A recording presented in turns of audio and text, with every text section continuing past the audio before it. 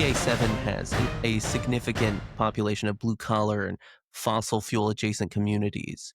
And how do you feel you would kind of talk to like a Carbon County resident whose livelihood is tied to traditional energy about a clean energy future without it feeling like their livelihood is being threatened? I talk a lot about workforce development, and I have prepared people for jobs, good paying jobs. When I led an organization that worked with the 5 area career and tech schools, and I also taught at Northampton Community College, a career exploration class. So I talk a lot about how there are industries that have come and displaced people. It's true.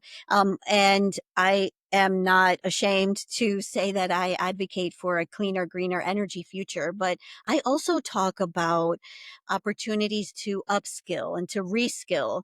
That's something I learned a lot also in regards to the manufacturing sector when I worked at Senator Casey's office. It was around the time that a lot of companies were going overseas and they were displacing workers. And there was something called trade adjustment assistance that allowed for their workers that were left behind to go to a community college or learn another skill, so upskill or reskill. So upskill is like just to continue something that you already knew to acquire more skills around that topic and to make you more marketable.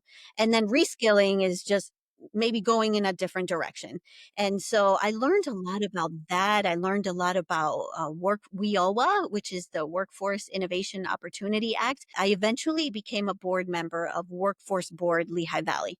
So I do know a lot about workforce development and the ways in which the government can intervene in uh, in communities and in industries where folks are being displaced. So we allow pathways to another career opportunity.